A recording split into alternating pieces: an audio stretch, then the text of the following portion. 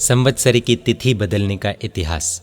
हर साल हम बहुत ही भावपूर्वक एवं उत्साह एवं उल्लास के साथ पर्युषण महापर्व मनाते हैं और भाद्रवा सुदी चौथ के दिन यानी कि संवत्सरी के दिन साल भर का गुस्सा आदि भुलाकर एक दूसरे से क्षमा याचना करते हैं, मिच्छामि दुक्कडम कहते हैं। लेकिन क्या हमें पता है कि आज से कई साल पहले संवत्सरी महापर्व को भाद्रवा सुदी चौथ नहीं बल्कि पांचम के दिन मनाया जाता था। आइए अब हम फोर्थ कालकाचार्य जी की वो कथा देखेंगे जिसमें उन्होंने कुछ संयोग बनने से संवत्सरी पांचम को नहीं बल्कि चौथ को मनाने की व्यवस्था स्थापित की, जो आज भी हम फॉलो कर रहे हैं। लेकिन आखिर ऐसा क्या कारण था जिसके कारण संवत्सरी की तिथि बदलनी पड़ी? आखिर क्यों संवत्सरी की आराधना के दिन को बदला गया? जानने के लिए बने रहिए इस वीडियो के अंत तक। एक बार कालकाचार्य जी अपने विशाल परिवार के साथ भृगु कच्छ यानी कि आज के भरूच में पधारे। वहाँ के राजा और कालकाचार्य जी के भांजे बलमित्र और भानुमित्र राज्य करते थे और खूब धूमधाम से पूज्यश्री का नगर प्रवेश करवाया। और राजा के अति आग्रह से पूज्यश्री ने अपने विशाल परिवार के साथ भरूच में ही चातुर्मास किया। पूज्यश्री के प्रति राजा के दिल में बढ़ती हुई श्रद्धा व आस्था को देखकर उस राज्य का एक नामी व्यक्ति ईर्ष्या से, जेलसी से जलने लगा।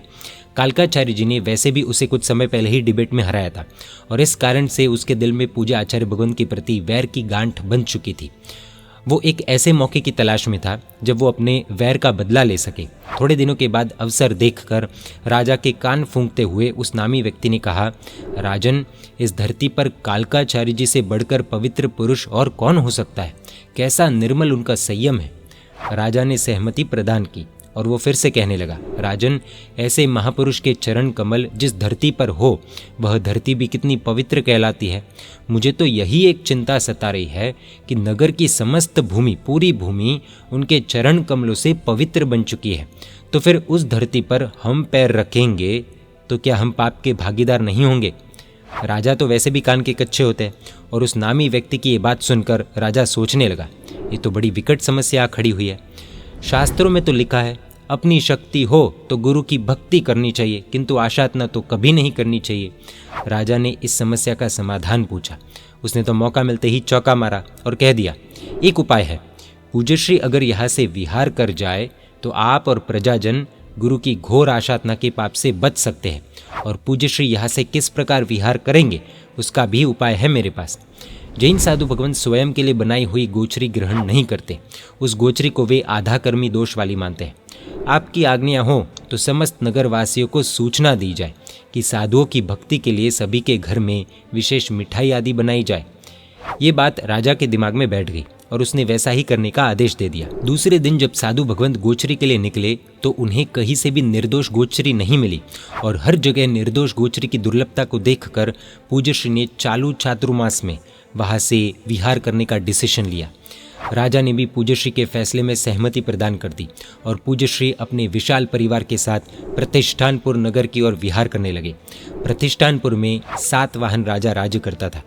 पूज्यश्री के अपने मुनि मंडल के साथ नगर में पधारने के समाचार मिलते ही राजा ने अत्यंत ही आदर सम्मान के साथ पूज्यश्री का नगर प्रवेश कराया और नगर प्रवेश के दिन से ही पूज्यश्री के रोज जबरदस्त प्रवचन होने लगे और ऐसे ही कई दिन बीत गए। एक दिन आचार्य भगवंत ने कुछ ही समय के बाद पर्वाधिराज पर्युषण महापर्व आने वाले हैं, यह सोचकर सभी को पर्युषण की महत्ता बताई।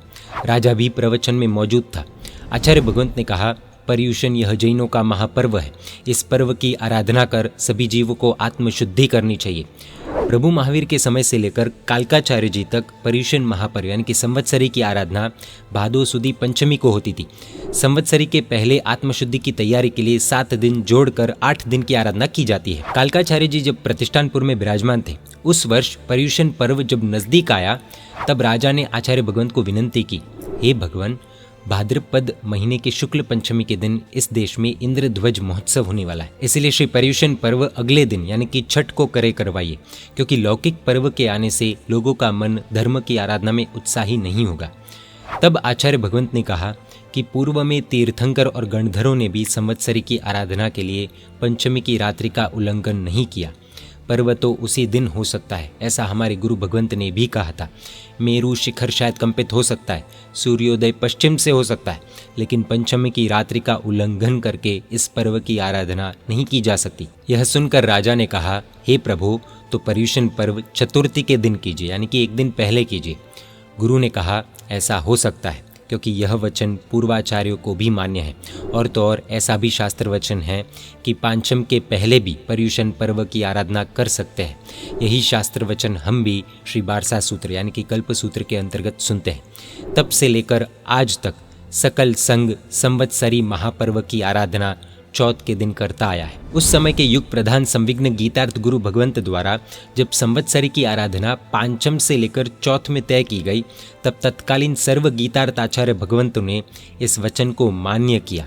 यही बात को श्रमण भगवान महावीर स्वामी परमात्मा ने खुद अपनी अंतिम देशना में अपने शासन का भविष्य बताते हुए कहा था। प्रभु ने कहा था कि मेरे निर्वाण के यानी कि प्रभु महावीर स्वामी के मोक्ष जाने के 993 वर्ष के बाद 993 ईयर्स के बाद इंद्र स्वयं जिनको वंदन करते हैं ऐसे कालिक नाम के आचार्य होंगे और वे कारणवश उस समय के सभी आचार्यों के स्वीकार पूर्वक संवत्सरी के दिन को पंचमी से चौथ को लाएंगे। यह तथ्य कलिकाल सर्वज्ञ श्री हेमचंद्र शीर्ष जी महाराजा कृत दीपालिका कल्प की गाथा 103-104 में एवं विक्रम संवत 1483 में श्री जिन सुंदर सूरी जी महाराज साहिब कृत दीपालिका कल्प की 436वीं गाथा में बताई गई है। इस बात का विशेष वर्णन श्री कल्प सूत्र जी की कल्प किरणावली टीका के सेकंड सूत्र में आज से 400-500 वर्ष पहले श्री धर्मसागर जी महाराज साहिब ने भी किया है। कालकाचार्य जी संपूर्ण गीतार्थ यानी कि शास्त्रों के जानकार थे और जब आचार्य भगवंतों को बड़ा लाभ दिखे तब वे अपने डिसीशंस और सभी लोगों की विशेष आराधना एवं उत्साह को ध्यान में रखकर बहुत कुछ चेंज कर सकते हैं। और इसका एक छोटा सा नमूना हमें लॉकडाउन के दौरान देखने को मिला। पूजा पद्धति, पर्युषण आराधनाएं राज्य के नियमों को देखकर चेंज हुए और सबको फॉलो करने ही पड़े। बरहेसर की सज्जाई में आने वाले महापुरुष कालकाचार्य जी को हम अंतर्मन से वंदन करते हैं। यहाँ पर और भी ऐसी अलग अलग कथाएं मिलती है जिनका संकलन अलग अलग ग्रंथों में आता है। फोर्थ कालकाचार्य जी की कथा से बहुत सी चीज़ें समझने जैसी है। आइए देखते हैं लर्निंग्स। लोग किस तरह माया कर करके साधु भगवंतों को भी ठगते हैं, उसका एक एग्जाम्पल भरूच के उस एक जैन धर्म के विद्रोही मंत्री का है। अगर हमें साधु भगवंतों की, साध्वी जी भगवंतों की सेवा आदि नहीं करनी हो तो उन्हें प्रेम से बिना माया करे ना कह देना चाहिए। माया करने वालों की हालत बहुत ही खराब होती है। अनंत भवों तक उन्हें तिर्यंच यानी कि पशुओं और नरक की दुनिया में भटकना पड़ता है। ऐसे मायावियों से बहुत सावधान रहना चाहिए। जो युग प्रधान आचार्य यानी कि विशिष्ट शक्ति और पुण्य से युक्त आचार्य होते हैं उन्हें शास्त्रीय मर्यादा अनुसार ऐसे चेंजेस करने का अधिकार होता है और सभी लोग और साधु भगवंत भी उन चेंजेस को मान्य रखते हैं। जो संविघ्न गीतार्थों को बहुमान्य नहीं होते उन्हें युग प्रधान आचार्य मानने की भूल नहीं करनी है। और इसीलिए ऐसी चीज़ों पर कि जो द्रव्य क्षेत्र काल भावाधीन हो उन पर फोकट विवाद करना और जैन धर्म का बंटवारा बिल्कुल नहीं करना चाहिए और जैन धर्म को तोड़ने वाले तत्वों से हमेशा सावधान भी रहना चाहिए। जैन शासन में मोक्ष मार्ग के दो पहलू है, आगम और आगम अनुसार बताए गए शास्त्र एवं संविघ्न गीतार्थ आचार्य भगवंतों की शास्त्रानुसारी आचरणा। जैसे शास्त्र हमारे लिए पूज्य और शिरोधार्य है वैसे ही गीतार्थ गुरु भगवंतों की आचरणा भी हमारे लिए मार्ग स्वरूप ही है। जो लोग केवल आगम को ही मानने का दावा करते हैं परंतु सुविहित परंपरा की उपेक्षा करते हैं उन्हें मार्ग को अच्छी तरह से समझ लेना चाहिए। कई बार लोग कहते हैं अजी ऐसा आगम में कहाँ लिखा है, हम तो सिर्फ आगम की ही बात मानेंगे। अब उदाहरण के तौर पर देखिए, आगमों में वर्णित विधि के अनुसार तो साधु भगवंत के देवलोक गमन के बाद, काल धर्म के बाद अन्य साधु भगवंत ही उनके शव को यानी कि पार्थिव शरीर को वन में जाकर रख देते हैं, जबकि वर्तमान में श्रावक वर्ग द्वारा उनके पुण्य देह को अग्नि संस्कार दिया जाता है। यह आचरणा गीतार्थ गुरु भगवंत द्वारा अप्रूव्ड है, इसलिए आज भी वह मार्ग स्वरूप है। और जो लोग केवल आगम को मानने का दावा करते हैं वे भी इसी प्रकार अपने गुरु भगवंत के पुण्य देह का अग्नि संस्कार करते हैं। अब इस पर अगर प्रश्न पूछा जाए तो उनके पास शायद उत्तर नहीं होगा। आज के काल के लिए प्रभु ने भी आगम व्यवहार यानी कि शास्त्रानुसारी व्यवहार के आगे जीत व्यवहार यानी कि गीतार्थ गुरु भगवंतों के द्वारा प्रवर्तित व्यवहार को स्थान दिया है और यह बात निश्चित सूत्र, व्यवहार सूत्र आगमों में सविस्तार बताई गई है। जैन धर्म का यदि बड़ा छोटा लॉस न हो, उल्टा फायदा होता हो, वैसे राजा यानी कि गवर्नमेंट के डिसीशंस को हमें एक्सेप्ट करना चाहिए।